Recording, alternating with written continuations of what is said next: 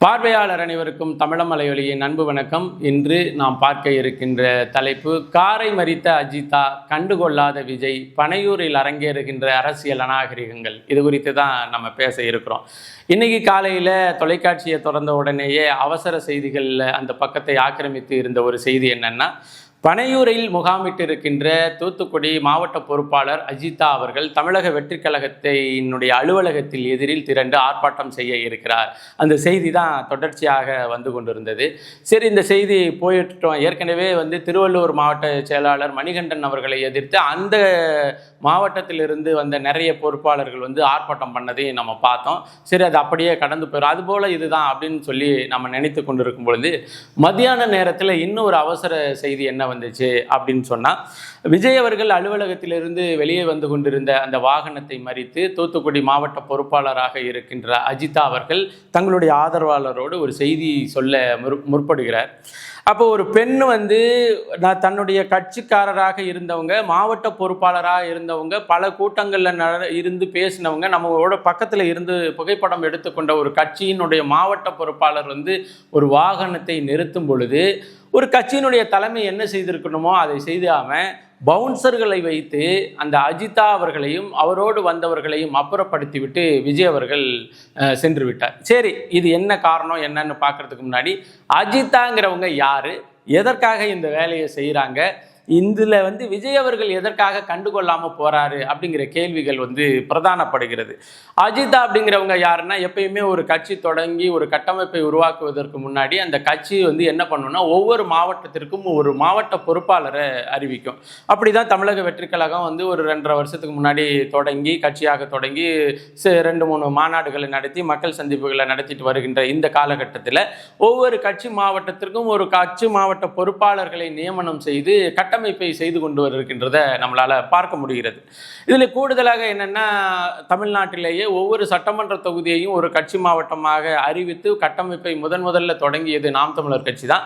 அப்புறம் நாம் தமிழர் கட்சியை பார்த்து திராவிட கட்சிகளில் ஒன்றாக இருக்கின்ற டிஎம்கேயும் ஒவ்வொரு சட்டமன்ற தொகுதியையும் ஒவ்வொரு கட்சி மாவட்டமாக அறிவித்து வேலையை செய்தது. அதனுடைய நீட்சியாக என்ன பண்ணிச்சு, தமிழக வெற்றிக் கழகமும் ஒவ்வொரு சட்டமன்ற தொகுதியையும் ஒரு கட்சி மாவட்டமாக அறிவித்து கட்டமைப்பை மாவட்ட பொறுப்பாளர்களை பொறுப்பு போட்டுட்டு வருகிறது. இப்போ இதில் தமிழக வெற்றிக் கழகத்தை பொறுத்தவரையிலையும் அந்த கட்சியினுடைய அந்த கட்டமைப்பு பொறுப்பாளராக இருக்கின்ற புஷி ஆனந்தை பொறுத்தவரையிலையும் கட்டமைப்பை வலுப்படுத்தணுமா என்னங்கிறது நோக்கமாக நமக்கு தெரியல. ஆனால் 40, அதாவது புதுச்சேரி உள்ளிட்ட 40 மாவட்டங்களுக்கு 40 பொறுப்பு தான் கட்சி மாவட்ட பொறுப்பாக போட முடியும். ஆனால் ஒவ்வொரு சட்டமன்ற தொகுதியையும் ஒவ்வொரு கட்சி மாவட்டமாக அணுகும் பொழுது கிட்டத்தட்ட 234 பொறுப்பாளர்களை நம்மளால் போட முடியும் என்பதன் அடிப்படையில் ஒவ்வொரு சட்டமன்ற தொகுதியையும் ஒரு கட்சி மாவட்டமாக அறிவித்து பொறுப்பாளர்களை போட்டுட்டு வர்றாங்க. எனக்கு தெரிஞ்சு வெளிப்படையாகவே ஒரு கட்சி மாவட்ட பொறுப்பாளர் உங்களுக்கு வேணும், மாவட்ட பொறுப்பாளராக ஒரு சட்டமன்ற தொகுதிக்கு வேணும் அப்படின்னு நீங்கள் நினச்சிங்கன்னா, சில பல கோடிகளை கொடுத்து தான் அந்த பொறுப்பை வாங்க வேண்டிய அவசியம் இருக்குது அப்படிங்கிறது நம்மளுக்கு தெரிய வந்தது. அது நிறைய பேர் வெளிப்படையாகவும் சொல்லிட்டு போனாங்க. இன்னும் விழுப்புரம், திருவண்ணாமலை அந்த பக்கத்து இருக்கிற பொறுப்பாளர்கள் காசோலை அனுப்பியதை, அந்த வாட்ஸ்அப்பில் சாட் நடந்தது, அது எல்லாத்தையுமே பகிர்ந்ததையும் நம்மளால் பார்க்க முடிந்தது. இப்போ இந்த நிலையில தான் ஏற்கனவே தமிழக வெற்றிக் கழகத்தின் தரப்பில் 150 சட்டமன்ற தொகுதிக்கு உரிய கட்சி மாவட்ட பொறுப்பாளர்கள் அறிவிக்கப்பட்டுவிட்ட நிலையில், இன்னும் கட்சி மாவட்டங்கள் என்கின்ற நிலையில் இல்லாமல் மாவட்ட நிர்வாக அளவில் இருக்கின்ற தூத்துக்குடி, திருச்சிராப்பள்ளி, இன்னும் சில மாவட்டங்களுக்கு கட்சி மாவட்ட பொறுப்பாளர்களை போடணும் அப்படிங்கிற ஒரு முன்னெடுப்பை எடுத்துக்கிட்டு இருக்கின்ற நிலையில தான் இந்த போராட்டம் நடந்து கொண்டிருக்கின்றது. அஜிதா அப்படிங்கிறவங்க யாரு அப்படின்னு சொன்னா, நீங்க அவங்க யாரு, என்ன வேலை செஞ்சாங்க அப்படிங்கிறது நாமெல்லாம் சொல்றதை தாண்டி உங்க கையில் இருக்கிற அலைபேசியில் தூத்துக்குடி அஜிதா டிவிகே அப்படின்னு நீங்க போட்டீங்கன்னா, நிறைய களப்பணிகள், அதாவது மிரட்டும் அஜிதா, முக்கிய கட்சிகளை பின்னுக்கு தள்ளும் களப்பணியில் அஜிதா அப்படின்னு நிறைய அப்படிங்கிற செய்திகளை எல்லாம் அவங்களால பார்க்க முடிகிறது. இதுல இருந்து நம்ம என்ன தெரிஞ்சுக்கலாம் அப்படின்னு சொன்னா, ஒருத்தவங்க இந்த கட்சிக்காக ரொம்ப கஷ்டப்பட்டு ஒரு கட்டமைப்பை உருவாக்கி இருக்கிறாங்க. இன்னும் சொல்ல போனா, தூத்துக்குடி மாதிரியான இறுக்கமுள்ள ஒரு ஏரியாவில் ஒரு புதிய கட்சிக்கான ஒரு கட்டமைப்பை உருவாக்குவது அப்படிங்கிறது எவ்வளவு கடினமான காரியம் என்ற நிலையில ஒரு பெண்ணாய் இருந்து இந்த வேலையை செய்து முடித்திருக்கிறாங்க அப்படிங்கிறது அந்த அந்த நம்ம தேடுதலில் கிடைக்கின்ற படங்களும் ஆவணங்களும் ஆவணங்களும் நமக்கு தெரியப்படுத்துது. இப்போ இந்த நிலையில வந்து தனக்கு மாவட்ட பொறுப்பு வழங்கப்படும் என்று எதிர்பார்த்திருந்த அஜிதா அவர்களுக்கு என்ன சோதனை அப்படின்னு சொன்னா, கட்சி தலைமையில் இருக்கின்ற அருகாமையில் இருக்கின்றவர்களின் தரப்பிலிருந்து அஜிதா அவர்களுக்கு மாவட்ட பொறுப்பு இல்லை, மாறாக இன்னொருத்தருக்கு வந்து கொடுக்க போறாங்க அப்படிங்கிற செய்தி வந்து அஜிதா அவர்களுக்கு போகுது. அதற்கு காரணம் ஏன், எதற்காக இது நடக்குது அப்படிங்கிற காரணத்தை வந்து அஜிதா அவர்கள் தெரிந்து கொள்ள முடியல. இன்னைக்கு காலையிலேயே வந்து பனையூரில் நின்று உண்மையிலேயே வந்து நம்மளுக்கு என்ன ஒப்புமை சொல்றது அப்படின்னு தெரியல. ஒரு கட்சியினுடைய பொறுப்பு வழங்கப்படவில்லை என்று ஒரு பெண் வந்து அந்த இடத்துல நின்று கண்ணீரும் கம்பளையுமாக நிற்கிற அந்த காட்சிகள் எல்லாம் நம்மளால பார்க்க முடிந்தது.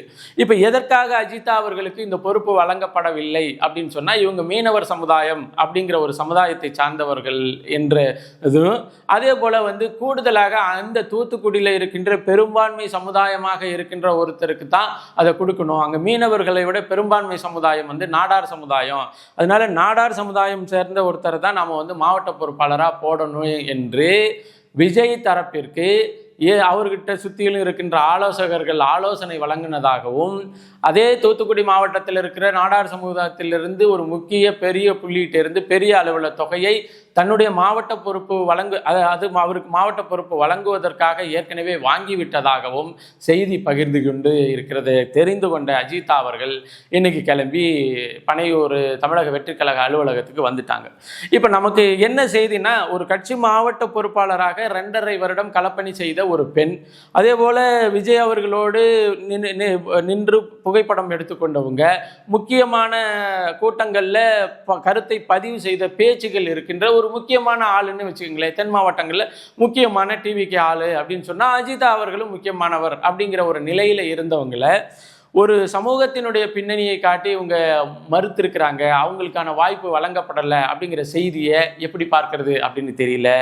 கூடுதலாக இன்னொருத்தர்கிட்ட காசை வாங்கிட்டு 2.5 வருடம் தன்னுடைய சொந்த காசை போட்டு கட்சி களப்பணி செய்த ஒரு பெண்ணை சென்னையில் கண்ணீரும் கம்பளையுமாக நிற்க வைத்து விட்டு, அவங்க யாரோ ஈரோடுக்கு அப்புறம் தூத்துக்குடி பக்கத்து வந்தவங்க இல்லை, இவங்க ஈரோடுக்கு அப்புறம் திருப்பூரில் இருந்து வந்தவங்க அப்படிங்கிற மாதிரி ஒரு கட்சி தலைமை இருந்துச்சுன்னா, அது முக்கியமான பொறுப்பாளரை வெளியிலேயே நிற்க வச்சுட்டு எந்தவித அழைப்பானையும் கொடுக்கல. சரி, கூப்பிட்டு வச்சு என்ன கேட்டிருக்கலாம். அது அலுவலகத்தில் தான் இருந்திருக்கிற அஜிதா அவர்கள் போராட்டம் செய்து கொண்டு இருக்கின்ற அந்த நொடியில் அலுவலகத்துக்குள்ளே தான் இருந்திருக்கிறாரு கட்சி தலைவர் விஜய் அவர்கள்.